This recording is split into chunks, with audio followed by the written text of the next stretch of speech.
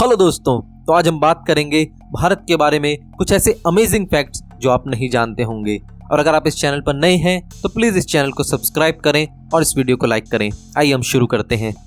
Fact number 1। जी हाँ दोस्तों, देशनोक राजस्थान में जो कि बीकानेर के पास है, वहाँ एक ऐसा मंदिर है जहाँ पर चूहों की पूजा की जाती है। चूहों की पूरी देखभाल की जाती है। चूहों की सेफ्टी के लिए वहाँ पर नेट बनाए गए हैं और आप आमतौर पर यूं ही चूहों को घूमते फिरते मंदिर में देख सकते हैं। और इस मंदिर का नाम है करणी माता का मंदिर, जिसको आमतौर पर वहाँ पर चूहों के मंदिर के नाम से भी जाना जाता है। और बताया जाता है कि इस मंदिर के अंदर ही लगभग 25,000 चूहे रहते हैं और इन चूहों की रखरखाव का पूरा इंतजाम मंदिर के किया गया है। और बताया जाता है कि इस मंदिर में जो चूहों का झूठा होता है, इसको प्रसाद के रूप में माना जाता है, प्रसाद के रूप में लिया जाता है। और मंदिर में दोनों तरह के यानी काले और सफ़ेद दोनों तरह के चूहे मिलते हैं, जिनमें कि सफ़ेद चूहों को ज़्यादा पवित्र माना जाता है। और माना जाता है कि जो सफ़ेद चूहे हैं ये बहुत ही कम दिखने में आते हैं, पर माना जाता है कि जो सफ़ेद वाले चूहे हैं ये खुद करणी माता के अवतार हैं या उनके बेटों के अवतार हैं। तो दोस्तों, इस मंदिर के पीछे की कहानी ये है कि 20वीं शताब्दी में करणी माता का बेटा था जिसका नाम था लक्ष्मण।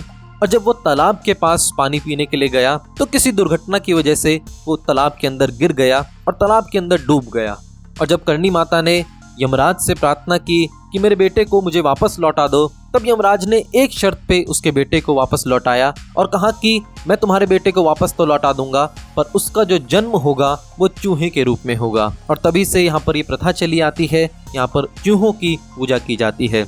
और महाराजा गंगा सिंह ने 20वीं शताब्दी में इस करणी माता के मंदिर का निर्माण करवाया था। तो है ना दोस्तों अमेजिंग बात। और ये मंदिर 12 महीने खुलता है, तो आप चाहें तो कभी जाकर के मंदिर को देख भी सकते हैं। Fact number 2।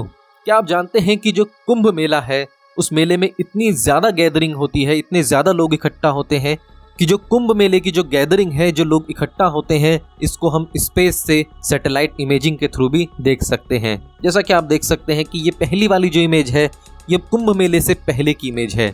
और ये दूसरी इमेज है ये 23 जनवरी सन 2001 की इमेज है, जब कुंभ मेला शुरू हुआ है। और जो तीसरी आखिरी इमेज है ये कुंभ मेले की सबसे बिजी टाइम की इमेज है। तो दोस्तों, है ना अमेजिंग बात। दुनिया भर में सबसे बड़ी गैदरिंग अगर कहीं पर होती है तो वो कुंभ मेले में होती है। और इस गैदरिंग को आप स्पेस से सैटेलाइट इमेजिंग के थ्रू भी देख सकते हैं। Fact number 3। क्या आप जानते हैं कि शैम्पू का जो आविष्कार हुआ था वो भारत में हुआ था सबसे पहले। और जो शैम्पू वर्ड है ये डिराइव किया गया है एक हिंदी वर्ड से जिसको चंपू कहते हैं। और ये चंपू वर्ड जो है यह आया है संस्कृत वर्ड चंप्याति से, जिसका मतलब होता है मसाज या फिर दबाना।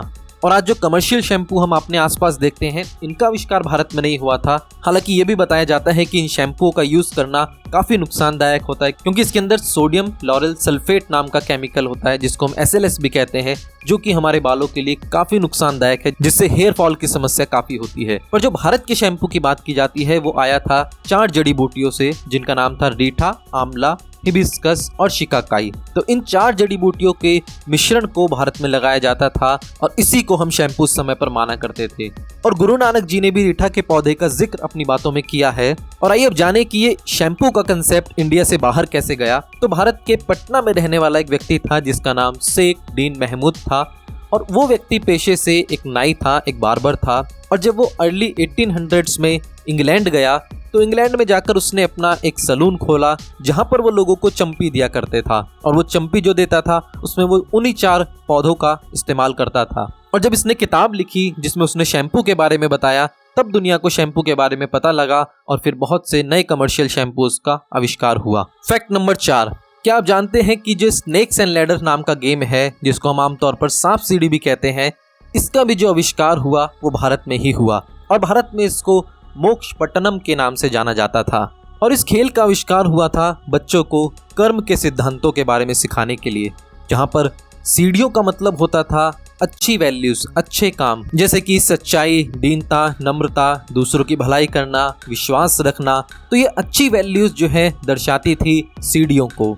और जो सांप होता था ये दर्शाता था बुराई को, बुरी वैल्यूज को, जैसे कि गुस्सा करना, हत्या करना या चोरी करना या और प्रकार की गलत सोच को रखना। और जब ये गेम ओरिजिनली डेवलप किया गया था तब इस गेम में सीढ़ियों की जो संख्या होती थी वो हमेशा कम होती थी सांप के मुकाबले। और इस बात का मतलब ये था बताना बच्चों को कि जो सच्चाई का रास्ता है वो बहुत ज्यादा कठिन है बुराई के रास्ते के कंपैरिजन में। और जब व्यक्ति 100 नंबर को प्राप्त कर लेता था तो इसका मतलब होता था कि उसने मोक्ष की प्राप्ति को कर लिया है, और मोक्ष की प्राप्ति करना ही इस गेम का एंड होता था। और ये गेम जब पॉपुलर हुआ, जब भारत में अंग्रेज आए, और जब ये अंग्रेज इस गेम को लेकर के अपने इंग्लैंड गए, और तब इन्होंने इन वैल्यूज को विक्टोरियन डॉक्ट्रिन ऑफ मॉरलिटी में चेंज कर दिया था। यानी कि जो रानी विक्टोरिया थी, उनकी कुछ जो मोरल वैल्यूज थी, उनको इन्होंने हमारे इंडियन गेम की वैल्यूज से चेंज कर दिया था। फैक्ट नंबर 5, क्या आप जानते हैं कि जो चांद पर पानी की खोज है वो सबसे पहले भारत ने की थी? हाँ दोस्तों, सितंबर 2009 में इसरो ने अपना जब चंद्रयान 1 भेजा था स्पेस में, जब वो चांद पर गया तब वहां पर मून मिनरलॉजी मैपर नाम की टेक्निक को यूज करके चांद पर सबसे पहले पानी की खोज भारत ने की थी। और ऐसी खोज कर कर भारत चौथी कंट्री बन गया था अपना झंडा चांद पर लहराने वाला। तो ये थे इंडिया के बारे में 5 अमेजिंग फैक्ट्स, और आगे हम इंडिया के बारे में और भी फैक्ट्स आपको बताते रहेंगे। उसके लिए आप इस चैनल को सब्सक्राइब करें, इस वीडियो को लाइक करें और इस कंटेंट को शेयर करें। Thanks for watching this video.